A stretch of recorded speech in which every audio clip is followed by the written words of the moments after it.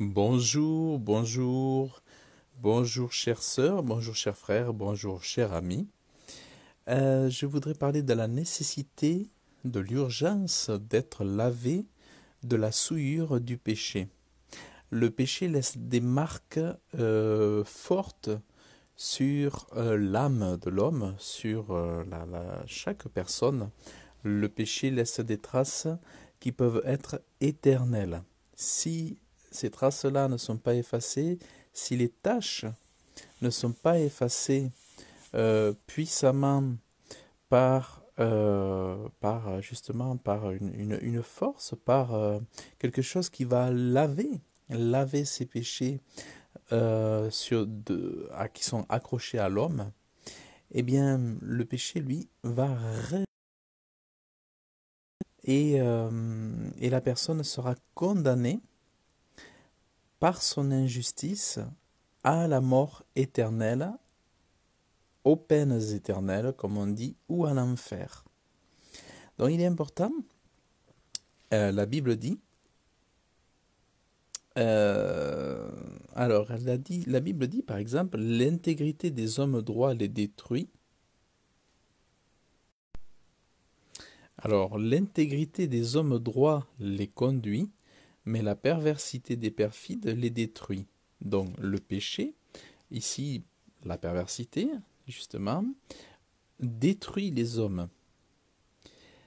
Alors il est écrit, les richesses ne serviront de rien au jour de l'indignation, mais la justice garantira de la mort. Autrement dit, l'argent ne peut pas un millionnaire, milliardaire, un Warren Buffett, un grand patron du CAC 40 ne peut pas aller au paradis avec son argent. Il ne peut pas s'offrir l'entrée au ciel. Il ne peut pas s'offrir l'immortalité. Par contre, la justice, oui. La justice de l'homme garantit de la mort. Donc la garantie contre l'enfer, la garantie contre la mort éternelle, c'est la justice. Et cette justice, elle se fait comment? En pratiquant le bien, en pratiquant le bien, en pratiquant ce qui est juste, et plus précisément, c'est en aimant Dieu et en aimant son prochain. Or, l'amour aimé consiste à ne pas faire de mal à l'autre. Donc, c'est honorer Dieu, faire du bien à Dieu, être agréable à Dieu et être agréable aux autres sans les nuire. Mais même, comme un bon samaritain, c'est aussi venir en aide à son prochain. C'est ne pas faire de mal, mais le pas de plus à ne pas faire de mal, c'est faire du bien à son prochain, l'aider. Donc c'est aider son prochain, le secourir, l'habiller, le nourrir quand c'est nécessaire, le recevoir chez soi, l'aider financièrement. C'est ça, aimer son prochain. C'est pas simplement lui dire je t'aime, mais c'est lui venir en aide concrètement, physiquement, matériellement. C'est ça l'amour. Alors, être juste, donc je disais, c'est faire c'est la justice qui conduit l'homme, qui garantit l'homme de la mort éternelle, qui le délivre de la mort éternelle. Mais comment peut-on être juste? Alors pour être juste, il faut, comme je disais, être d'abord au préalable lavé de ses péchés. Et comment peut-on être lavé de ses péchés? On ne peut pas le faire soi-même. Et pour être lavé de ses péchés, c'est-à-dire de tous nos péchés passés, être lavé de tous nos péchés passés et de tout ce qui est ancré, qui est entaché, qui a entaché notre âme, notre esprit, notre corps, tout ce qui nous a souillés, a besoin d'être purifié. Et pour ce faire, eh bien, on a besoin de Dieu, du Créateur. Il y a un psaume, justement, qui montre très bien euh, la conscience de ce phénomène, le besoin, la nécessité de l'homme d'être lavé de son péché. Ô Dieu, aie pitié de moi selon ta gratuité, selon la grandeur de tes compassions, efface mes forfaits. Donc là, c'est l'auteur dit efface.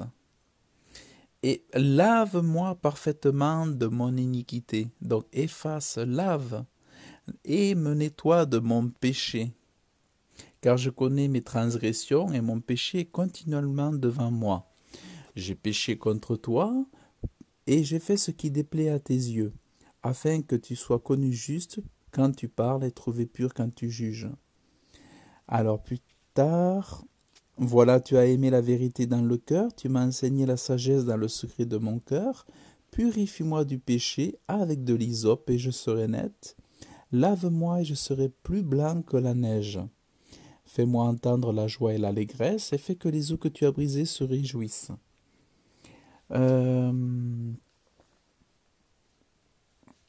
Voilà, donc en fait c'est ça. Lave-moi, purifie-moi du péché, je serai net, lave-moi.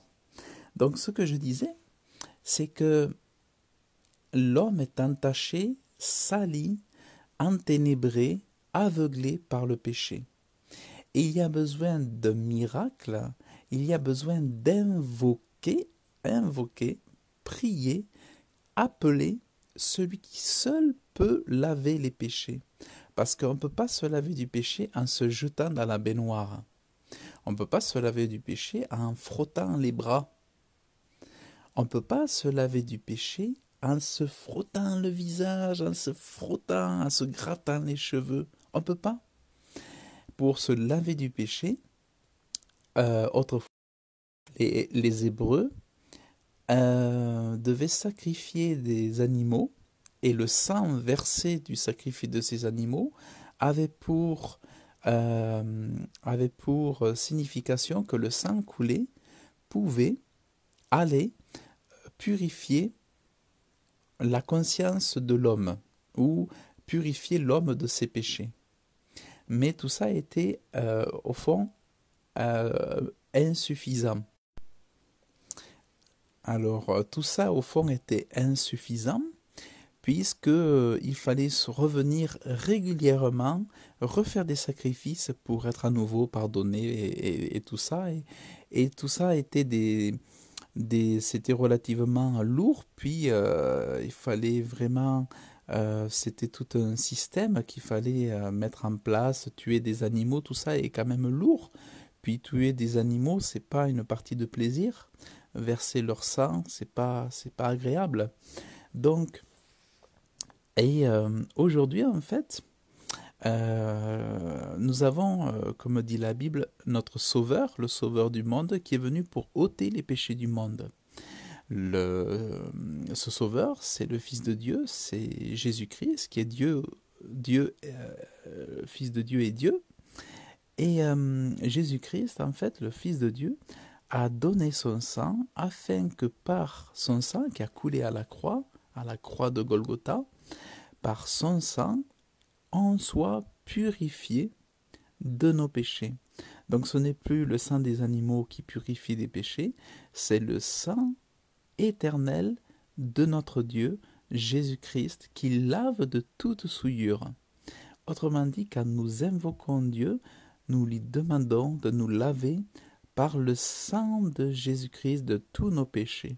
Ce n'est non plus les animaux ou l'hysope, ou avec le moyen de l'hysope que nous allons être lavés, mais nous invoquons Dieu d'avoir la, la, la bienveillance de nous laver par le sang de Jésus, le sang éternel.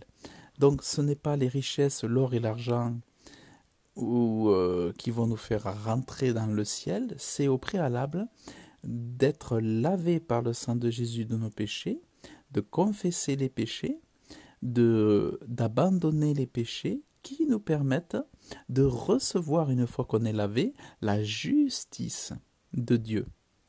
Ainsi, bien avant d'avoir pratiqué la justice, nous sommes justifiés parce que lavés par le sang de Jésus. Donc c'est ça qui est merveilleux, lavés sans avoir rien fait, en se présentant pécheurs tels que nous sommes, une fois lavés, nous recevons la justice puisque nous devenons tout propres. Nous devenons tout purs, tout lavés par le sang de Jésus, parce que nous avons invoqué le Dieu vivant, parce que nous avons cru que le sang de Jésus nous purifie de tout péché. Et c'est ça qui est extraordinaire, et c'est pour ça que Jésus est appelé aussi le Sauveur du monde, parce qu'il est venu non pas pour accepter les péchés des hommes, mais pour les entendre, les pardonner et les laver. Il faut savoir que Jésus n'est pas venu, oui, comme je dis, pour accepter les péchés, c'est-à-dire c'est pas le Sauveur qui dit bon d'accord vous avez demandé pardon, je vous entends, et, euh, et qui dit maintenant vous pouvez aller vous amuser avec les péchés. La grâce n'est pas là. La grâce n'est pas là pour nous permettre, pour nous autoriser. La grâce est là pour nous pardonner. Pas pour nous laisser nous amuser avec les serpents, avec les diables, avec les démons et avec toutes les choses honteuses. Mais Dieu est venu pour pardonner, faire grâce, c'est-à-dire nous laver gentiment, aimablement, toutes les fois que nous aurons besoin, et tout cela gratuitement. C'est ça la grâce. La grâce, c'est pas une permission pour faire ce qui est non autorisé. Parce que je rappelais bien que pratiquer la justice, c'est aimer Dieu. Et celui qui aime Dieu ne fait pas de mal à Dieu. Celui qui aime Dieu ne commet pas l'adultère, ne commet pas le vol, ne commet pas le mensonge. Donc pratiquer la justice, c'est tout simplement faire du bien à Dieu, aimer Dieu, honorer Dieu et aimer son prochain en venant à son aide, en étant un soutien pour lui, mais aussi en participant à ce qui peut l'aider à avancer. Voilà en quoi l'homme est justice, en quoi l'homme par sa justice se garantit de la mort, mais toujours cette justice n'est possible que par le secours de Dieu qui nous assiste jour après jour, puisque une fois que nous lui avons demandé de nous purifier, de nous laver, nous continuons de lui demander la force nécessaire pour pratiquer sa justice, et encore nous l'invoquons autant que possible du mal, de nous protéger de la séduction, de nous délivrer des démons et toutes ces forces de puissance de ténèbres, et nous lui demandons le secours, et nous lui demandons tout à nouveau le pardon pour les péchés.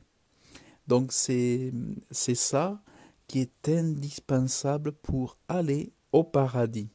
Donc voilà, je vous remercie pour votre écoute, que Dieu vous bénisse abondamment, et merci de votre écoute. Je m'excuse pour les coupures. Pourtant, j'ai un bon réseau ici, mais il y a des coupures.